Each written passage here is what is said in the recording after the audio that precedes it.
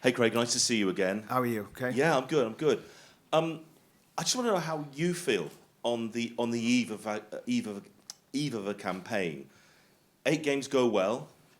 You're going to a World Cup, and also a secondary question on that: how beneficial for you to have them here since the camp coming in on Sunday night, almost the best part of a week ahead of the first couple of games? Look, of course, I'll start not from your start. I'll try and work it back because I'm, like I keep telling you, I'm not as intelligent as you. Stop that. It's always beneficial if you can, the amount of time you're able to have with them. Of course, if you look at it really, like I am envious of a lot of teams, like the cricket, rugby, and you have them for months. Football, it's not the case, but that's understandable. It's always been that way. Don't forget we borrow the players. They're always, being at their club teams takes a huge part, which is not a problem. Now, having them this week, it's allowed me to be calmer. I don't know, you probably wouldn't have picked up on it. I definitely did. Even when I announced the squad, I'm tense because I haven't seen the players for 3-4 months. It's difficult. It's because your concern is always, well, we had them for September, October, November, which were really good gaps, like, 3 weeks and we're straight back in. So you like to believe they ain't going to forget anything, do you understand, through that period? But 3-4 months, especially being at their clubs and a lot of football they've played, it left me a little bit on edge because, you have to understand I am a rookie at this as well, where I was like, well, what condition are they coming in? How much will they remember? So even, it was important to do an introduction meeting on a Monday. Sunday we allowed recovery of just our good habits, what we learned through the Nations League campaign, what we can get better at.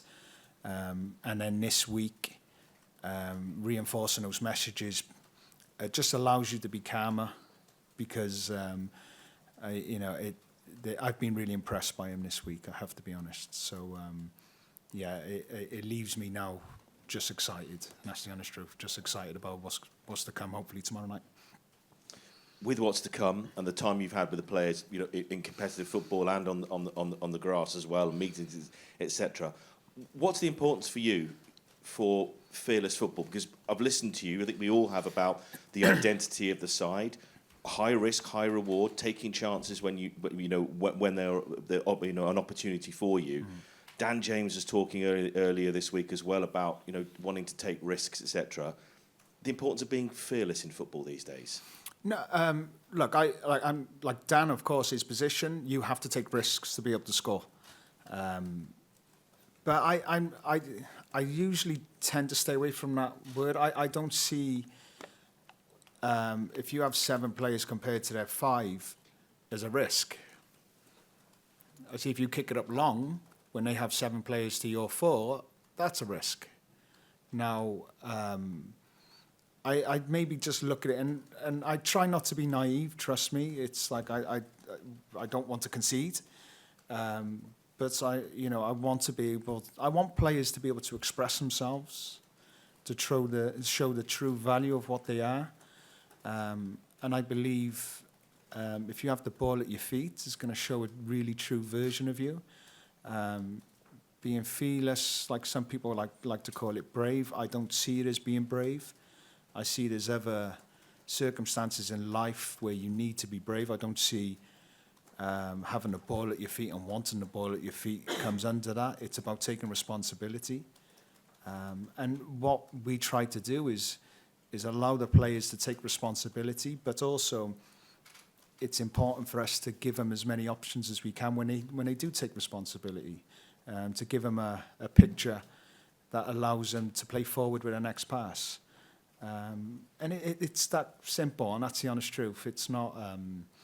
It's like I believe players are good footballers, and I want them to be or feel free to be able to express themselves when they have the ball. Now, without the ball, it's so important that you're able to work for the team.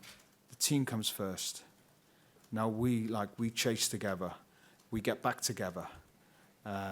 So all these elements, I believe, then allow you to enjoy the ball more. But you know what we see as a Wales player is without the ball, it's all or nothing. You have to work. If you cannot work, this is not the environment for you. I feel that's a part of the game that comes second nature to this group. Craig, Kazakhstan, what are the challenges of overcoming a team that may frustrate, and also your analysis of a team like that, whether it's a plan A, a plan B, a plan C, a plan D? I suppose the question is, you know, there have been so many examples of sides that have frustrated teams that are expected to win at home. I know all that expectation is us putting it on there, but kind of from what, you know, your knowledge of football, games you've seen, comparisons you might have, what do you feel are the challenges of Kazakhstan? It's a tough game. And I know people like, but it's got to be a tough game. It has to be. And what we've seen of them, it doesn't change my opinion. But are we able to play the game at a real high tempo? Are we able to win duels, win the second ball, come back for the second ball? You have to earn the right. And it doesn't matter who you play. We've all been here in international football. We've seen it too many times. Nothing is given to you. But it's so normal that at this stage it shouldn't be. So we have to really reinforce, but also take comfort in the fact of how hard we're willing to work. Now, hopefully, then parts of the game will go our way. But it's important as well that, you know, we don't look too far ahead. Now, we know the goal. We know where we want to go to. But I've never seen it, and it won't be done tomorrow night, no matter what happens. And it's important, really, that I look at it that way. Because if I look too far ahead, I don't know about you guys in here, and it can come overwhelming. Do you understand what I mean? You can come too much, and you have to strip it back to step by step. And that's, for me, life. It's not just football. It's one step at a time. And that's what tomorrow night is. And that's all I see it as. It's going to be, we just have to take care of tomorrow in order to be able to hopefully have a positive result like we want. It's going to be hard work. And we have to be prepared to do that, and then hopefully the rest will take care of itself. Thanks, Geraint. David, you're next. Hi, Craig. I am. With that in mind, the challenges that Kazakhstan will pose, how important do you think patience will be, not just for your own team, but I know you mentioned last week maybe in the stands as well, you know, creating that atmosphere of this will come. It might take a long time, but you might need to be patient tomorrow. I believe it's always the key. It's great with say for instance a Wales situation is we have a group of supporters, and yourselves, you guys in here, you've been to major tournaments, so you see what it takes to get to a major tournament, and you know it wasn't all one way. There's rough rides along the way, and there's certain periods in certain games, and that's where you draw on the experience of the crowd, the calmness of the crowd. They've been there, they've seen it. And also for us as well as players, it's like let the game be the game. Play one ball at a time. Do not involve yourself in anything what is, you know. I expect expectations. I welcome them. I'd be concerned if we didn't have them.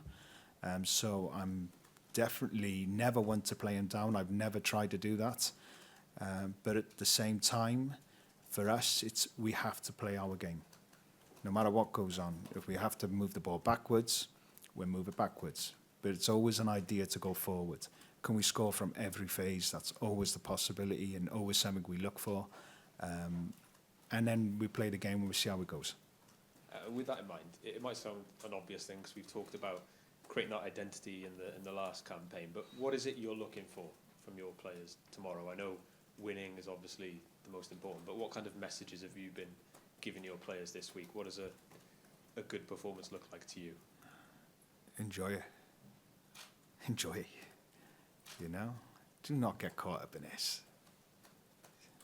I wish I enjoyed my career more. I wish I did. Now, at times, trust me, I'll feel nerves coming into this. I felt nerves over the last number of months. Then I have to breathe and say, you want to do this. Enjoy it.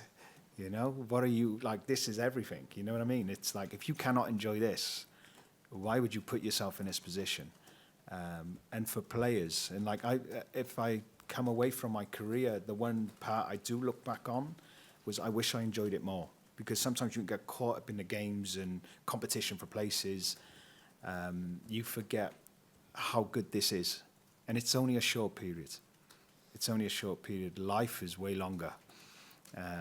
So I'm grateful for this opportunity. I'm grateful to be back at this level. I'm beyond grateful for the people who brought me into this.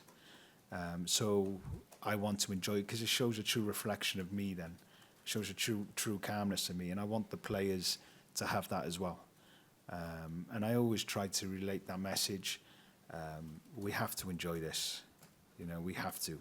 And I believe then, whatever the outcome is, you've got more chance of having better outcomes than you have negative. Just on the team news, if I could, it sounds like everyone's fit. I know you're just concentrating on the Kazakhstan game, but we've seen you make changes, as you'd expect, with a quick turnaround between games before. So do you select the team with half an eye on North Macedonia, just in terms of physicality and minutes as much as anything else? Definitely take care of this game. It's like, this is the most important game.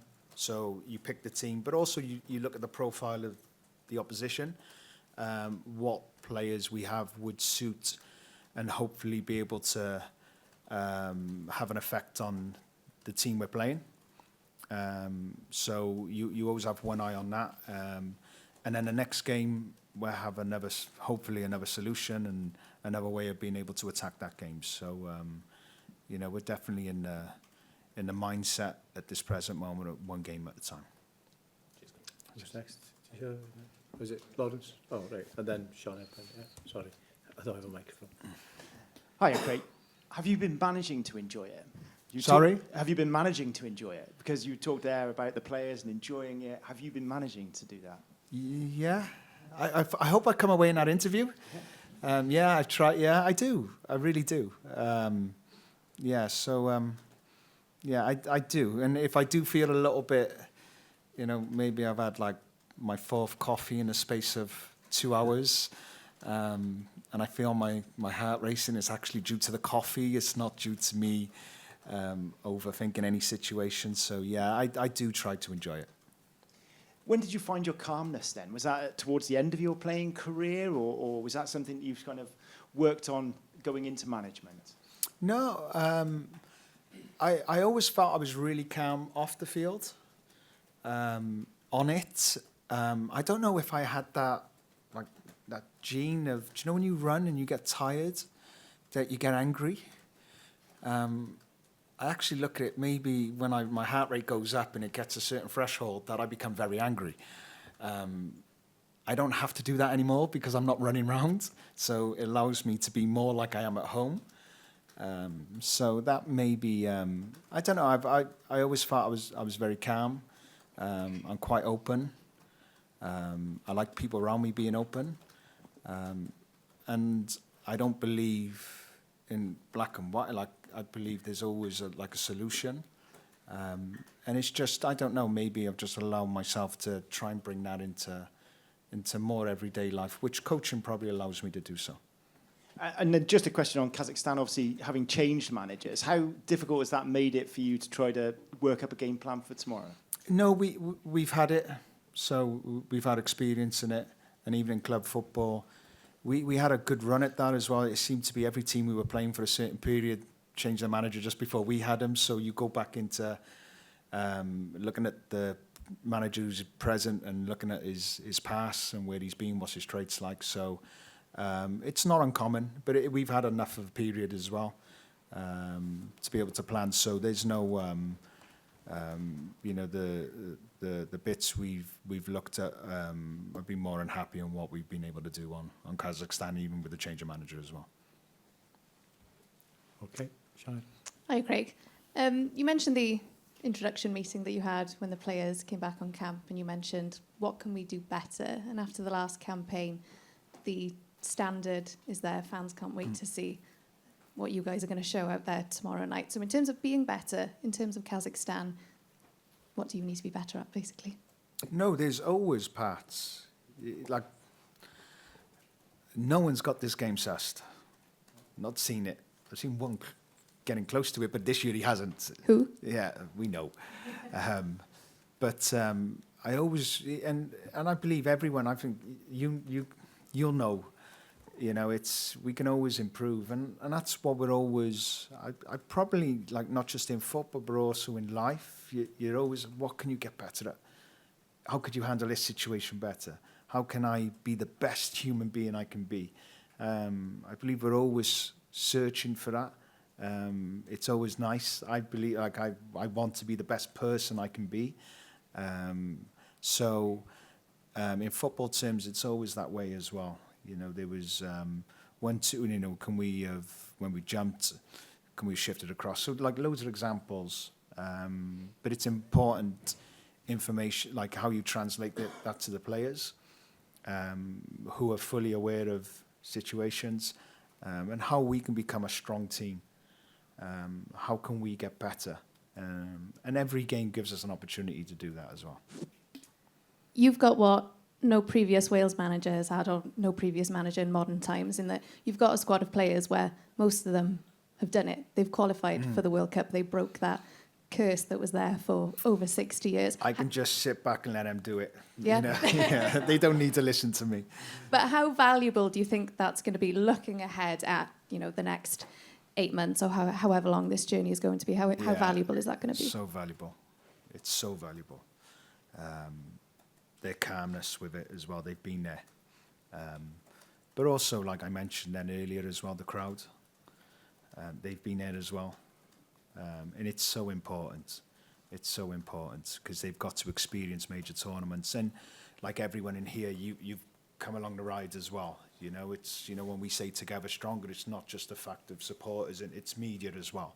We all play a part. Now, some are playing more of a part than others, but if we're successful, the fans not only get to go, you guys get to go, we all get to enjoy this. We all get to support something we really love, and we all get to feel part of it. And that's where, like, your experience at times is more than mine. You know, because you've been along this journey. I wasn't. So your kindness, if your questions like you are today, it's quite, you know, I'm very grateful for. Because that's who we are. You know, it's not a cliche or a flippant, like, together we are stronger. And it's no coincidence, since we've been with that idea and uniting everyone, that we've managed to have success. Now, we've had very good success, but how can we turn that into every tournament we are there? Because we all want to be part of every tournament. And this time, this is my responsibility to hopefully get us to where other managers have been able to do so. And then maybe leaving in a place where it just continuously keeps happening. So every 2 years, you guys get to book your holidays, but also when there's a tournament coming, so I'll book it at a certain time because I'm going to go and enjoy this. Because believe it or not, it's everyone, and it really is. Like, I probably have the smallest part. Okay, Richard. Hi, Craig. You've had this very positive start, of course, through your tenure with the Nations League and the 6 matches unbeaten. To what extent do you take confidence from that yourself, and what confidence do you see in the squad as a result of those games? No, yeah, of course, confidence, and that's if the results would have gone either way. You know, at times in Montenegro, it was a different game, as we've seen from Turkey when they went there as well. You know, very difficult conditions, but you learn something again that night about the character of the players. about their box defending, about putting their bodies on the line, about really grinding the results out. So that was like one that just sticks out in my head. But just the mentality of the group allows you to have confidence, allows you to, I hope everything goes well tomorrow. I really do. Do I feel we've done a lot to put us in that position? Of course I do. But with this group, even if it didn't, they're fine. Do you understand what I mean? They give you that confidence. The Nations League, I'm really grateful for that, for those 6 games, because the competition, I don't believe in friendlies, in internationals. Even if there is a friendly, there's no such thing for me. Anyone at any country or any player gets the opportunity of representing their country. The honour is too big to even flippantly think you can treat it as a friendly. I don't believe in it. And the Nations League allowed us to really, there's something on this. Even if you look at the last game, we were 1-0 down against Iceland. We're finishing 3rd. So now we could be in a playoff, staying in Nations League, B League.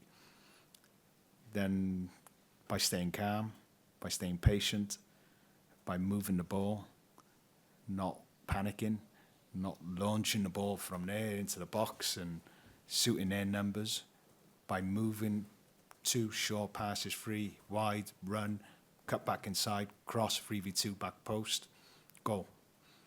That allows you then we end up winning 4-1. Okay, the result happens in Turkey. We finish top. Now we're in the A. So, which is great. It's really important for our development as well. We want to play against the best teams. So this group allows you, and it allows you to be confident for me as a coach. And I think that's where I think I learn then. Do you understand what I mean? It allows me to watch, but also learn from, players. As much as we like to think players learn from us, I definitely believe as coaches we learn from players. A good team will make you a better coach. Thank you. Any last question? Yeah, Ben, sorry. Craig, Thomas Tuchel this week has been saying about the adjustment from club to country. I just wondered, what have you found your sort of biggest learnings or takeaways in your time, obviously you're a few months ahead of him? Not playing week in, week out. Not playing 2 games a week. Not having that movement of recover, prepare, game, recover, prepare, game. It's actually really nice. But also, maybe the stage I was at a coach, maybe actually this is good for me at this present moment. It allows me to look back, calm down, actually just go through how the week was, what could be improved, what was good. So it allows me probably to, maybe it's give me that space and time to improve and reflect. But you have to make good use of it. Time at Salif, I've made good use of it. But I believe that's probably more important. I haven't managed before. So, like Thomas has managed before, so the difference for him, he'd have a different view of it. But my view of working day to day, now actually being a manager, it's a really good environment to learn. And you have to have good people around with you. Like I definitely have good coaches, but also good people above you who plan your weeks and plan your days as well with you, keep you active. I'm definitely, like I've mentioned, I'm definitely grateful for them. They've managed to keep me active, probably too active. You're definitely one. But that's allowed me to, like, I don't feel like I've had a big break. Do you understand what I mean? I feel like I'm constantly at work. Okay, thank you. Diolch yn fawr. See you tomorrow. Enjoy the game. Thank you.